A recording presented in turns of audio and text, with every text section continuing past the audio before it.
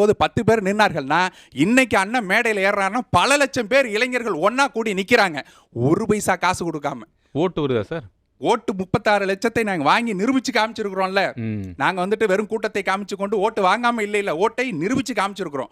ஒரு கட்சி சொல்லுங்க, இங்க நாம் தமிழரை தவிர இந்தியா முழுவதும் நீங்க தேடி பாருங்க, ஒரு கட்சி 1% வாக்கை வாங்கி விட்டது என்றால் அடுத்த தேர்தலில் என்ன நடக்கும் அப்படின்னு பார்த்தீங்கன்னாக்க, ஒன்று துடை தெரியப்படும், அரசியலே இல்லாமல் துடை தெரியப்படும், அல்லது கூட்டணிக்குள்ள போய் கரைந்து போயிடும். இது ரெண்டு தான் நடந்திருக்குது இந்திய தேர்தல் அரசியல் வரலாற்றிலேயே.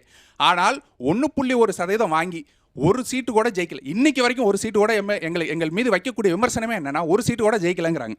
ஆனால் ஒரு சீட்டு கூட இந்த ஜெயிக்காத நாம் தமிழ் கட்சி தான் ஒவ்வொரு தேர்தலிலும் இளைஞர்களுடைய அத்தனை கவனங்களையும் பெற்று 1% 3%, 3% 4%, 6%, இன்னைக்கு 8.2% வாங்கி வளர்ச்சி பாதையில் நின்று அங்கீகரிக்கப்பட்ட மாநில கட்சியாக. அதில் என்ன சிறப்புன்னு பாருங்க, ஆணுக்கு பெண் சமமாக 117 இடங்கள் ஆண்களுக்குன்னா 117 இடங்கள் பெண்களுக்கு, 20 இடம் ஆண்களுக்குன்னா 20 இடம் பெண்களுக்குன்னு சமமாக வாய்ப்பை கொடுத்து இங்கே ஆண்டு கொண்டு இருக்கக்கூடிய கட்சிகள், நாங்கள் தான் பெண்ணியம் பேசுவோம் அப்படின்னு சொன்ன கட்சிகள்லாம் அவர்கள் சீட்டு கொடுக்காத நேரத்தில் பெண்களுக்கு அவ்வளோ தூரம் முக்கியத்துவம் கொடுத்து பெண்களை வேட்பாளராக நிறுத்தினாலும் அதே அளவு ஓட்டை வாங்க முடியும். இங்கே இவர்களை நிற்க வைப்பதற்கு மனப்பான்மை இல்லையே தவிர நிற்க வச்சாலும் ஓட்டை வாங்கி காமிக்க முடியும் நிரூபித்து காட்டின கட்சி நாம் தமிழ் கட்சி. அதே போல் அண்ணன் சைதை சாதிக் அவர்கள் பேசும்போது அவர் நாம் தமிழருக்காக பேசுகிறாரா திமுகவாக பேசுகிறாரான்னு எனக்கு ஒரு நிமிஷம் டவுட் வந்துருச்சு. ஏன்னா யாருக்கு மொழிப்பற்று அதிகமாக இருக்கிறதோ, யாருக்கு தமிழர் என்ற உணர்வு இருக்கிறதோ, யாருக்கு வந்துட்டு கலாச்சாரத்தின் மீது வந்துட்டு நம்பிக்கை இருக்கிறதோ அவர்கள் தான் வந்துட்டு இளைஞர்கள் தீர்மானிப்பார்கள்ங்கிறார். அவங்க தான் நாம் தமிழ் கட்சியை தீர்மானித்து கொண்டு இருக்கிறார்கள். ஏன்னா எந்த மொழி அப்படிங்கிற கேள்வி எழுப்புங்க. இவங்க கீழடியில் ஆராய்ச்சி பண்ணுவாங்க, கீழடியில் ஆராய்ச்சி பண்ணிட்டு திராவிட மொழி குடும்பம் அப்படிம்பாங்க. யாரா திராவிடம் அப்படின்னு கேட்டால் இப்போ வரைக்கும் பதில் இல்லை.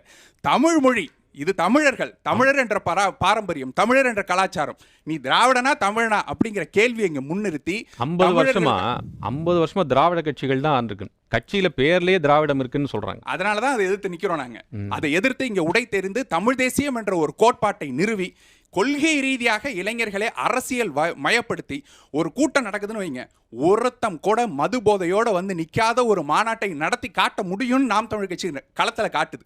ஒரு இடத்துல வந்துட்டு ஒரு ஒழுங்கிடம் இல்லாமல் நீங்க மாநாடு முடிந்து போகும்போது பார்த்தீங்கன்னாக்க நாற்காலிகள் அனைத்தும் எடுத்து அடுக்கப்பட்டிருக்கும். ஒரு குப்பை இல்லாமல், ஒரு தண்ணி பாட்டில் குடிச்ச ஒரு குப்பை கூட கீழே இருக்காது. அப்படியாக குப்பையை வந்துட்டு சுத்தம் பண்ணி கொண்டு போய் நிறுத்தக்கூடிய இளைஞர்களை உருவாக்கி வச்சிருக்கிற கட்சி நாம் தமிழ் கட்சி. அப்படியாக நான் சொன்னது போல